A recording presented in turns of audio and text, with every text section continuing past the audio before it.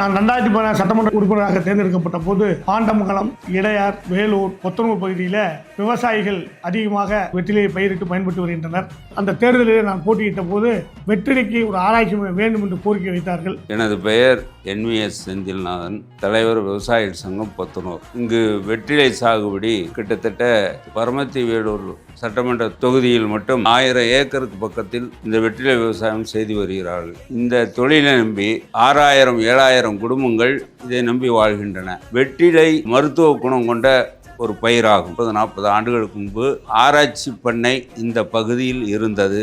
இந்த பகுதி மீண்டும் அந்த வெற்றிலை ஆராய்ச்சி நிலையம் வந்தால் வெற்றிலை விவசாயிகளுக்கு மிகவும் உதவியாக இருக்கும் என்பதை தாழ்மையுடன் கேட்டுக்கொள்கிறேன். துலானியர் சுலகநாதன், பத்தனூர், பரமத்தி வேலூர், இந்த சுற்று வட்டாரம் 3 ஊர், பாண்டமங்கலம், இடையாறு, இந்த 3 பகுதியில் வெற்றிலை தொழில் ஒரு 10,000 குடும்பம் வாழ்றான். பரமத்தி வேலூர்ல வெத்தலை கொடிக்க நம்பிட்டே இருக்கிறான், சேலர பழத்து வரைக்கும். KS அண்ணன் மூர்த்தி வெற்றி பெற்றால் எங்களுக்கு வெற்றிலை ஆராய்ச்சி மையம் கட்டி கொடுக்குமாறு தாழ்ந்த பணியுடன் கேட்டுக்கொள்கிறேன்.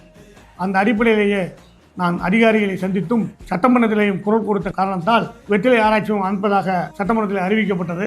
அதற்கு பின்னாலே கோப்பனம்பாளையம் என்ற இடத்துல அதுக்கு பூஜையும் போடப்பட்டது. ஆனால் முறையாக சட்டமன்ற உறுப்பினராக இருந்தவர்கள் அரசையும் அரசு அதிகாரிகள் அணுகாத காரணத்தினாலே அந்த திட்டம் இன்று வரை கிடப்பில் இருக்கிறது. இந்த முறை 2026 ஆட்சி, திராவிட முன்னேற்ற கழக ஆட்சி, தளபதி ஆட்சி 2வது முறை அமைகிற போது அந்த வெற்றிலை ஆராய்ச்சி மையம் முழுமையாக கொண்டு வந்து நம்முடைய பகுதிக்கு சேர்த்தப்படும் என்பதை தெரிவித்துக் கொள்கிறேன்.